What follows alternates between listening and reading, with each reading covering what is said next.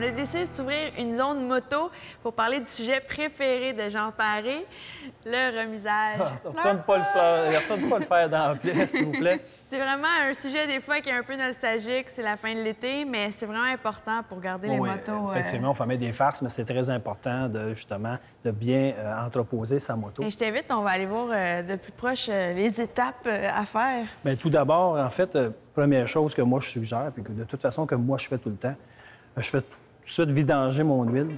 OK. Oui, l'huile, puis même chose pour l'huile de boîte de vitesse. Chaque année, moi, avant de l'entreposer, je le fais. Il y a des gens qui préfèrent le faire avant de la sortir au printemps. Au moins, elle adore dans une huile qui est propre, qui est neuve. Fait que moi, je préfère ça. Au niveau du réservoir à essence, c'est sûr que le réservoir à essence est plein. Puis j'ai aussi ce qu'on appelle, on a un petit traitement ici. Ça, c'est la quantité exacte en plus qu'on peut mettre dans le réservoir. Comme ça, c'est un traitement qui va justement protéger notre essence pendant la période de l'hiver. Est-ce que la quantité peut varier dépendamment de la moto? Bien, je te dirais qu'en général, la quantité qu'il y a dans ce flacon-là fait le travail, mais on peut évidemment lire les instructions pour s'assurer d'avoir vraiment la bonne quantité.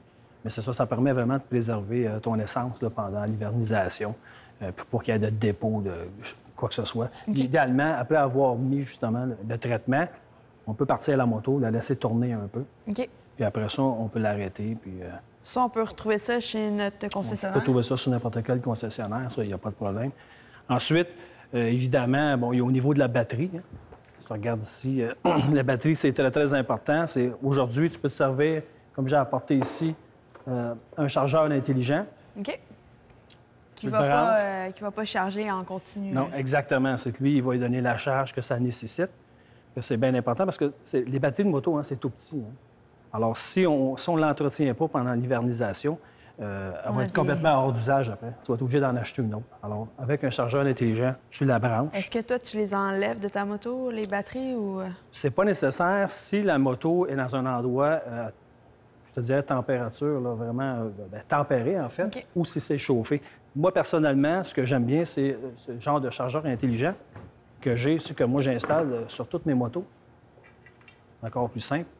C'est branché après la batterie. Tu as une sortie, branche ça dans le mur. C'est efficace. Garde toujours sa charge, jamais de problème. Puis ça garde la qualité de ta batterie aussi. Okay. Est-ce que ça t'arrive de le faire durant l'été? Ou... Oui, moi je le fais constamment. Ah, constamment, OK. Constamment. Puis ma batterie me dure des années. Puis ensuite, il y a aussi, évidemment, comme cette moto-là, il y a une chaîne. On vérifie la chaîne. Puis aussi, avant de le serrer, on a évidemment un produit pour graisser notre chaîne. C'est de la chaîne, c'est de la synthétique, justement, pour pas justement qu'on se retrouve que ça beurre partout.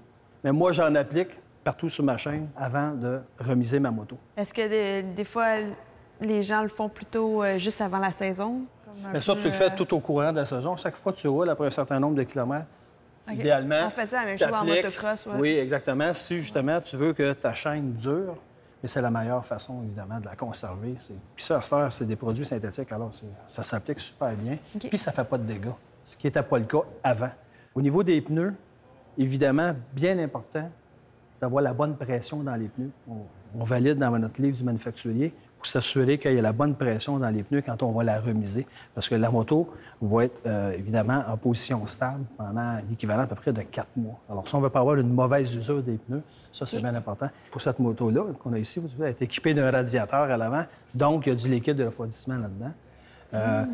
Évidemment, si jamais c'est entreposé dans un endroit où c'est très, très froid, il faudra juste valider la qualité du liquide, mais ou au pire, de toute façon, on peut la vidanger puis la changer, parce que de toute façon, on ne fait pas plus que 2 ans avec du liquide là-dedans. Idéalement, aux 2 ans, tu changes ça, comme ça, tu es sûr que tu n'auras jamais de problème, puis tu vas avoir de l'efficacité au maximum. Côté peinture... Évidemment, avant de la remiser, on s'assure de bien la nettoyer.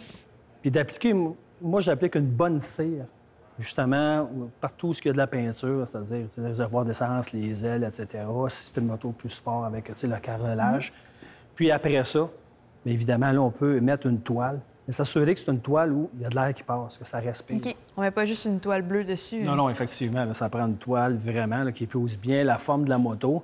mais surtout qu'il respecte, que l'air circule là-dedans, pas qu'il y ait de l'humidité puis de la corrosion. Si les gens ne sont pas à l'aise avec le processus ou les étapes, est-ce qu'ils peuvent aller voir leur concessionnaire? Oui, effectivement, les concessionnaires offrent ce service-là. Ils partent de l'entreposage ou de l'entreposage et changement d'huile et tout inclus. Ça varie entre 150 et 300 OK. Le concessionnaire peut vraiment t'aider là-dessus. Mais là, Jean, pour finir, pas que tu pleures, c'est le temps du remisage. Oui.